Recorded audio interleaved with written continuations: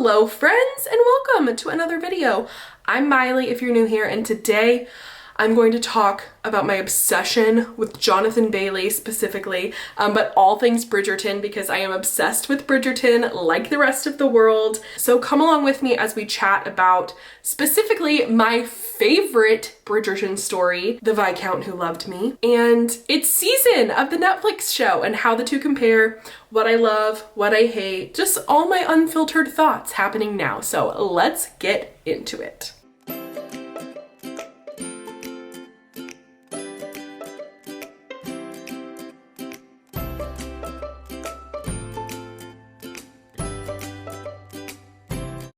So before I start, I do just want to say I have a full in-depth Bridgerton book series review. I'll link it right up here that you can go watch, where I not only gave little snippets and my opinion about all the Bridgerton books, but I ranked them.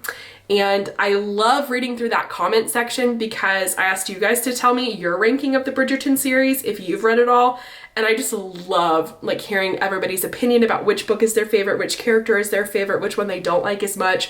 It's great. So go join that conversation in the comments of that video that I just linked because it's really fun. I figured that today, since the new season has come out on Netflix, season 2, starring Jonathan Bailey, who I'm obsessed with.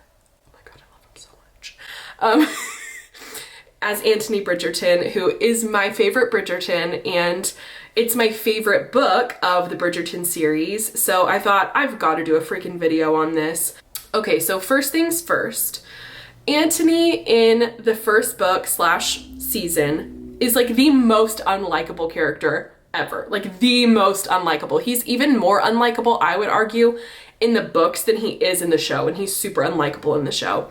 And so when you initially hear that season 2 is going to be about Anthony, before you've read the book or watched the series, you're like, oh geez Louise, I don't want to watch Anthony's story, he sucks. But then you realize the complexity of the character of Anthony Bridgerton and how much you actually love him so much, and how loyal and family oriented and burdensome he is. Like, oh, I love him as a character. I think he's such a compelling and in-depth, very layered character. And his love story is the best love story. It's the best love story. And I truly don't think that there is a more perfect person that could have played Anthony than Jonathan Bailey. I am obsessed with him.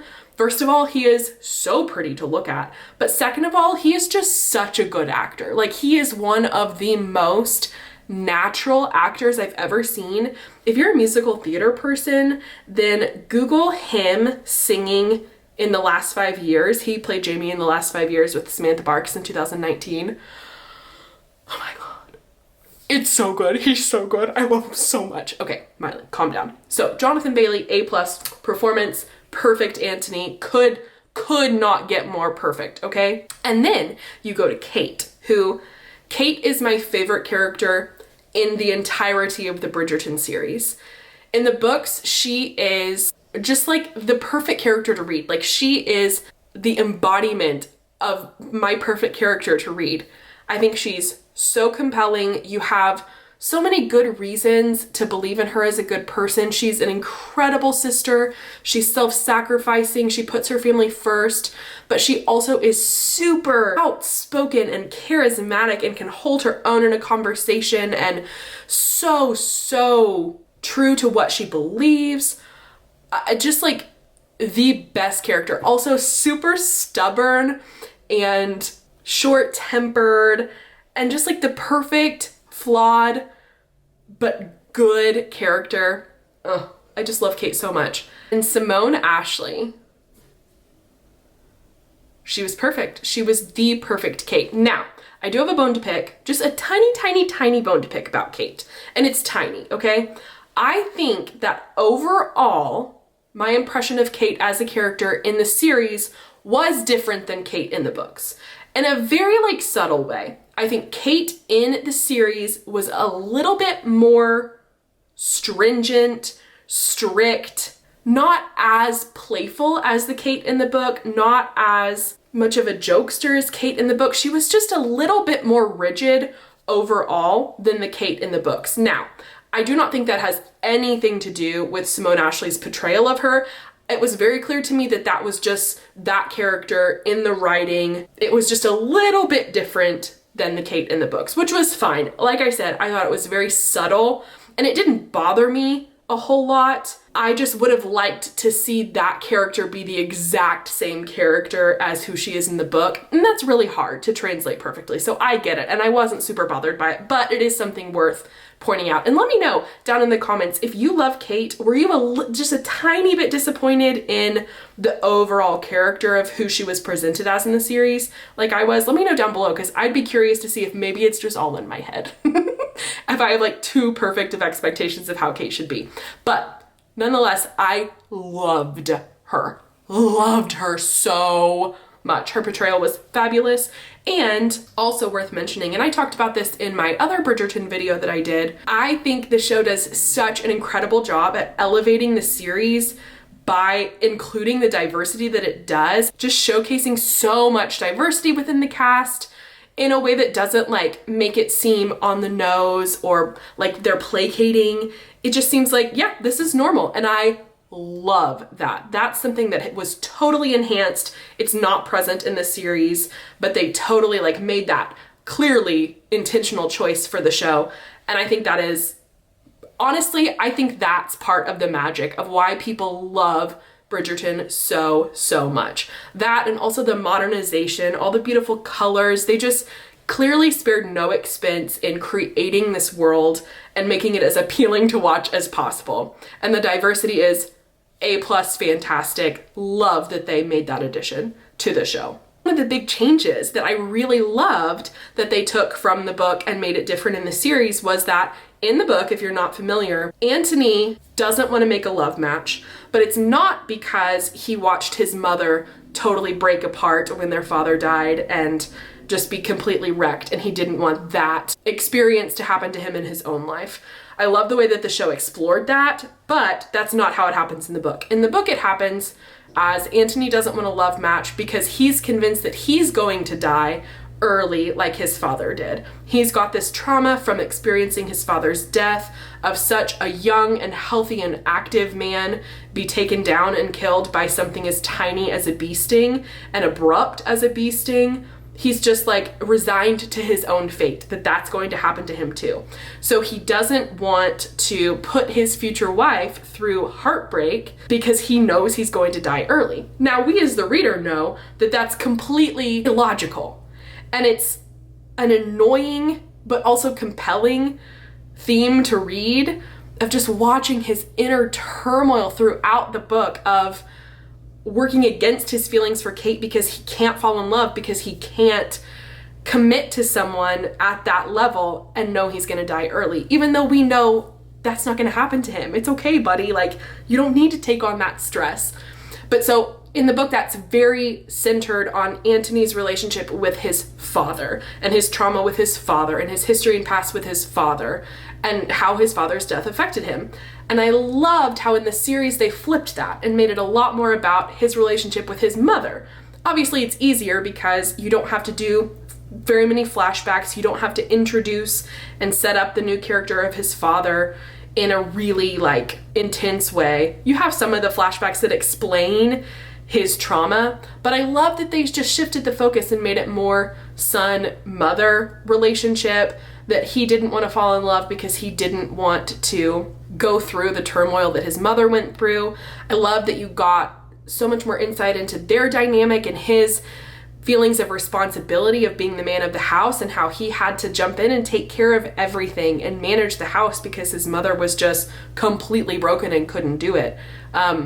That's not as present in the book as it was in the series, and I loved that they explored that. I thought it was super compelling. They gave Violet opportunities to shine and really show her acting. I just loved how they did that. I thought it was really smart to tweak the story in that way and still make it tie back to the book and, you know, not change Anthony as a character. I loved that. I thought it was so smart. Now, a change that they made that I didn't like, and I totally get why they did it. Totally get why they did it. But I just really wanted to see the scene that is so ridiculous in the book where Kate gets stung and he freaks out, and in his freak out, he sucks the venom out of her because he thinks she's gonna die. And someone comes upon them and they are forced to get married. Like, how ridiculous is that? What a good, like, perfecto example of the Regency era society and expectations put on purity, culture, and relationships and marriage. Like, I don't care what the story is, I don't care what the circumstances are, you were caught in a seemingly compromising position and the consequences are very black and white, you must get married. Like, that ridiculous idea is so fun to read. So fun to read and see the consequences of that completely play out. I loved that part of the book, and I loved it because it also fast-tracked their relationship. It gave you less of the back and forth and will they, won't they, will they, won't they, and more of like the, oh shoot, they have to get married, they have to figure out how to like each other. Let's see what the frick happens. That to me is more compelling and more interesting to read than what they did in the show. They just took the forced marriage out of the show and made it much more back and forth scenes, almost kissing, will they, won't they. And I loved those scenes and it was still really fun to watch, but I think it was missing that really good story element that I would have liked to see. Now, I get that that's a more complicated story to explore. You know, they get married and then you have to watch them make their relationship work. And he doesn't say he loves her until, oh, I can't remember. Let me know down below. I think it's not until after they get married. It might be while they're engaged, but I really think it's not until after they get married in the books. Anyway, it's just a little bit different of a story to read than the story we watched on screen of them finally expressing their feelings, having to deal with the fallout of it, and then saying I love you, getting married in that order. It's a little more simplified, I get it, but I just think the storyline in the book is better. Another thing that was a really clear difference to me was one of the number one things that I love about Bridgerton is how simplistic the stories are. And I don't mean simplistic as in boring or not well written. I just mean it's a happily ever after tale. You get what you get and you love it. You know, there's buildup of a relationship, there's some sort of conflict, inciting incident, you have to deal with the fallout, and then it all just wraps up in the nicest, clearest, happiest way without anybody having to suffer an exorbitant amount. Which makes it, as the reader, just really easy and fun and enjoyable to read. You don't get bogged down in having to live in a conflict for such a long time. It moves. It moves very well. It ties up very nicely. And it's just one of the things I love reading about the series. It's just simplistic. It moves well. It makes it a lighthearted, good, fun read. And that doesn't necessarily translate super well to a dramatic Netflix series. And so I get that the choice that they made to set up much more of a conflict between Kate and Edwina than there ever was present in the book. Yes, it was compelling. It helped the actress that played Edwina shine more. It just made a more dramatic storyline. And I liked that, don't get me wrong. I enjoyed all the changes they made. I am not the kind of entertainment content consumer that's super critical of everything and just like gets really mad about any change. That's not me. I can enjoy them as two separate entities and like certain things about one and different things about the other and enjoy them both. I don't want that to come across as a critical eye because I don't think I'm that important. I just enjoy both sets of entertainment. But I did not like the Edwina and Kate conflict in the series because I just thought it was so dramatic and also unnecessary as the person who read the very little conflict they had in the book and liked how it all just kind of worked out and wasn't this huge blown up thing.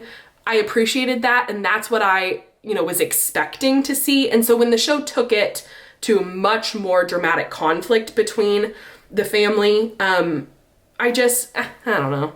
It wasn't my favorite thing. Also, another change that I did not like, and I know I am in the minority on this one if I have been interpreting the social media reaction correctly. I loved how much they featured Eloise. Do not get me wrong. I love Eloise. She's one of my favorite Bridgertons, probably top 3. I love Francesca too.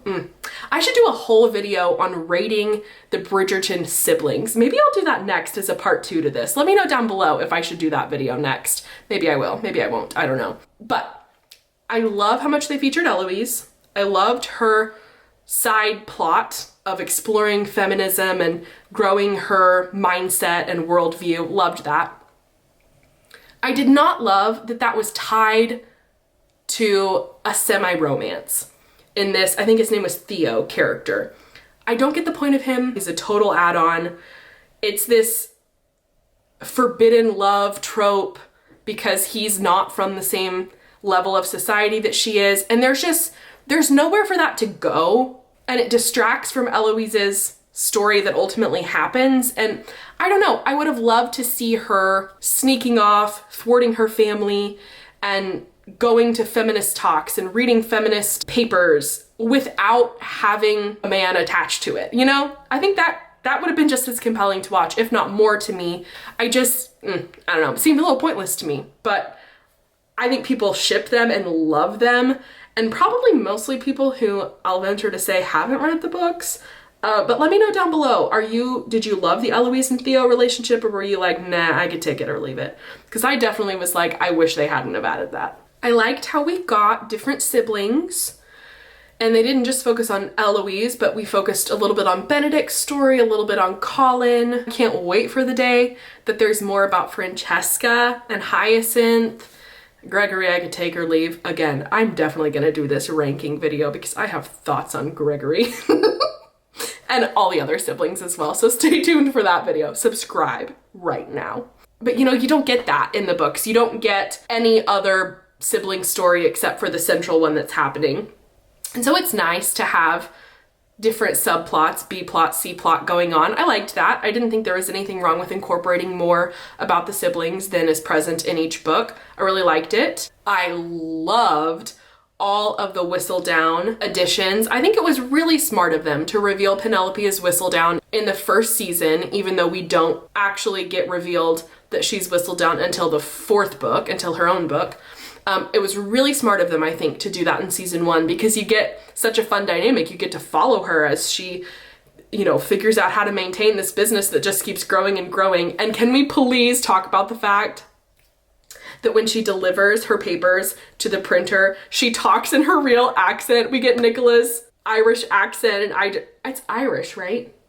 Oh, I'm gonna say that now. Yeah, it's Irish. Deary girls, yeah. Oh, I love her. I love her so much. I love that we got that accent. Such a fun little nod to her. I just loved it all. I think the show does such a good job at being true to the story, but also elevating the characters, the scenery. It just brings it all to life in the most perfect way. They really just hit the nail on the head with the show, and everybody loves it. Now, the one thing that I will say that I know is kind of controversial, okay? Kind of controversial, but I know everyone was so upset that we didn't get the Duke in season 2. I disagree. I disagree completely.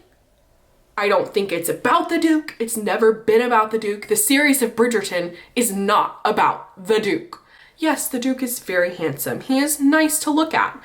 Do I think that he did the most amazing acting job and that season 1 was like the pinnacle?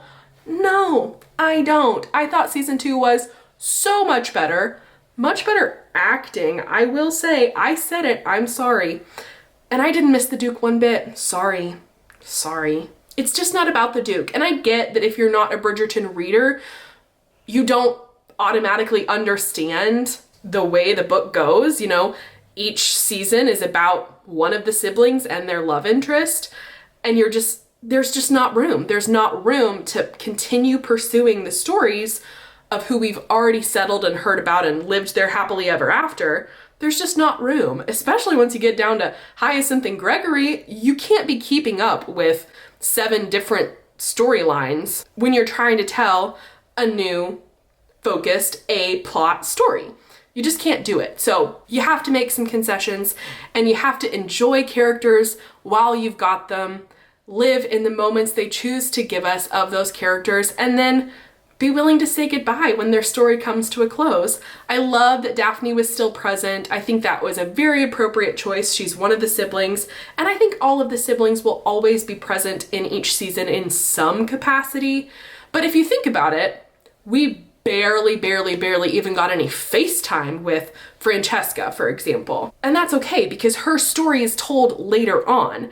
We'll get to her. I'm sure she'll be a much bigger focus of the later half of the series because that's when her character is really introduced and she comes in for real to the story. So if you think about it that way, like the Duke has just lived his time and his time is over. Francesca hasn't lived her time yet, so we haven't really met her in truth and learned anything about her yet because her time hasn't come. So you just have to be willing to take them for what they are, appreciate the time you get with each character, and then be okay with saying goodbye and moving on to who's next, because truly, this is such a compelling series all the way through. Each character deserves their moment to shine. I just love experiencing it all. So I think that's enough babble for today. Those are my thoughts on season 2 as compared to the book. The differences, what I liked, what I didn't like. The Viscount Who Loved Me is my favorite Bridgerton book. Kate and Anthony are my 2 favorite characters. So this season had a lot to live up to for me, and I really think they did an A+ job. I loved it. Just simply can't wait to see what happens next. So stay tuned because I'm for sure going to do a ranking the Bridgerton siblings and talking about whose season I'm most excited for very soon. So definitely subscribe and like this video if you want to see more Bridgerton content, more book content in general. I do a lot of that. So definitely check out the channel if you haven't before. And thank you for watching. I will see you guys in the next one. Bye!